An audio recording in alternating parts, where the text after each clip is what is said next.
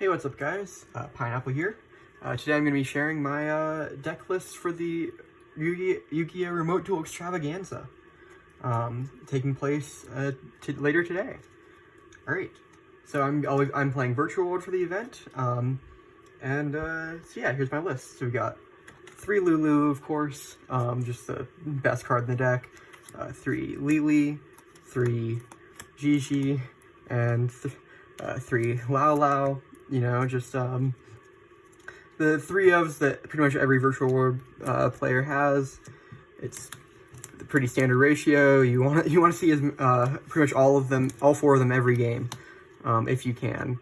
And then finally, to run at the Virtual World lineup, we've got 2 Nyan Nyan and 1 Tutu. These are your generally only normal summons you really want to use.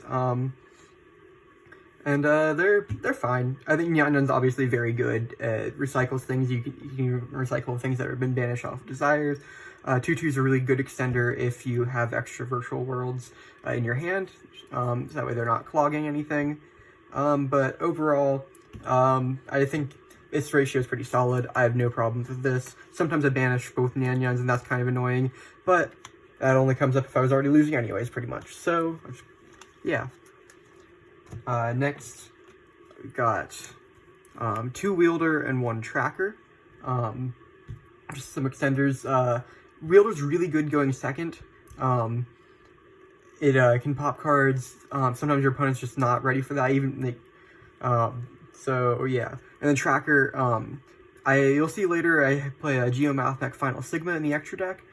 Tracker. If I use that with a level 9, like a Chuche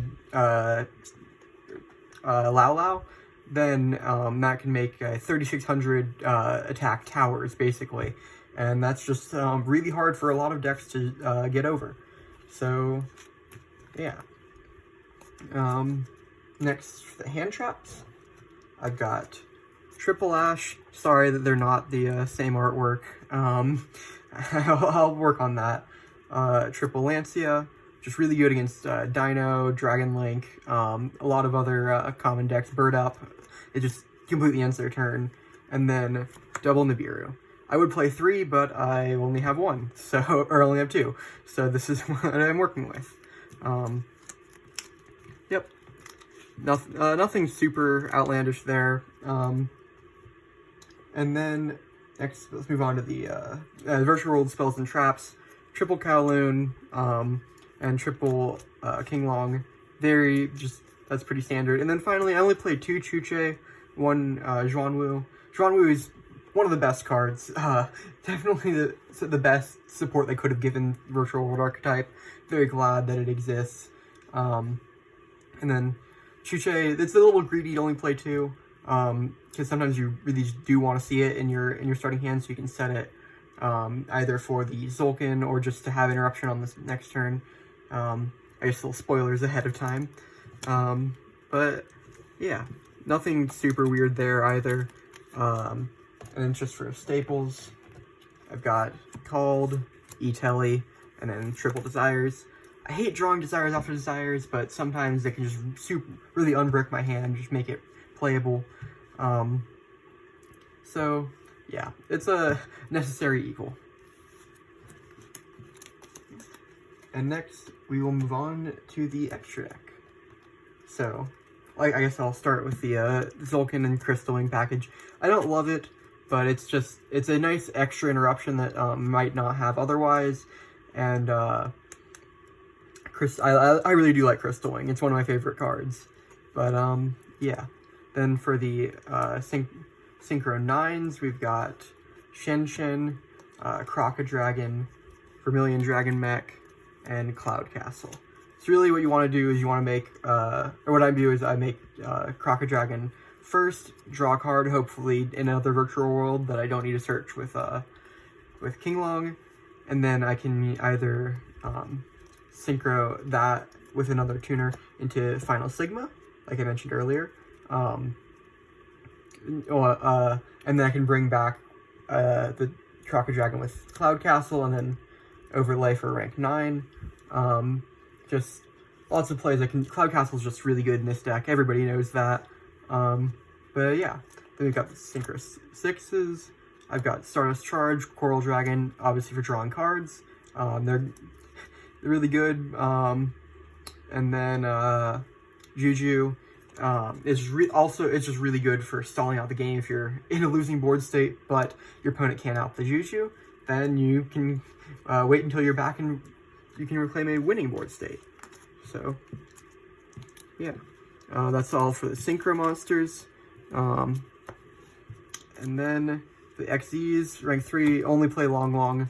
I had Break Sword before, and as well as Bamboozling Gossip Shadow, but I just found myself never really going into either of them too often, and with the Crystal Wing, you don't really need Gossip Shadow anymore, so it was mostly for stopping Nibiru. Alright, and then for the rank 6s, we've got Fan and Ptolemy. Ptolemy is really good going second, which I think this deck is just, it doesn't really need to go first. Obviously you can, but it has a lot of tools to break boards really well. So, and there's a lot of extenders. So I think it can really do either. I think against like a perfect board, it's not going to, but against like a less than optimal, and with the amount of hand traps I'm running, that's generally pretty likely. And then Fan, again, really good for breaking boards. But also just a virtual world name, which sometimes you need if you like end on a Stardust Charge Warrior and don't really have anything else, and you can go into a rank 6. Like I said, plus a virtual world, then you can go into a rank 6, and that gives you another virtual world name. You know, just it's an option. And then finally for the 2 rank 9s, Hyperion, much better, really good going first, and then Interblathnier can be used going first, but I prefer to use it going second to break boards as a non-targeting banish. It's one of the, it's an out to Dragoon if they had set that up, which is really nice, and it's just a generally really solid card. You can rip cards out of my opponent's hand too if I need. Yeah, as well as having a 20-100 attack, which is respectable. Alright, and then finally, we go over the side deck. So I play 2 Dark Ruler. Again, would play 3, but only have 2. So it's fine. Everybody knows. But it's really only good against Dragon Link right now, in my opinion. Or against those random Dragoon plus Rogue strategy decks. But I slide it in fairly often. Then Triple Cosmic. This used to be Twin Twisters, because I figured that my opponents would probably be playing Lancia against me as I'm virtual, but then I realized that if I'm only siding it, then I can put it in when I'm going first, and then or second. But yeah, it's just it's good. It's really good against Eldritch, you know, and really any back row deck. As soon as I get a Feather Duster, though, that's going in place of one of these. Alright. Triple Imperm. This wasn't supposed to be in there. I wasn't planning on playing Imperm at all, but I realized that I didn't have any space, or didn't have any cards to take up the space. I think I had the last Chuche, and then another Tutu, another, what's it called? Nyan Nyan. But I just found myself never really siding them in, and I figured the Imperm it's pretty good against just like any random rogue deck that I don't want to actually know how to play against. So if I can Imperm their starter or just an extender or something, it's really solid. But it's not great against a lot of meta decks. They can just play through it. But against those rogue ones that I might encounter, it can be really helpful.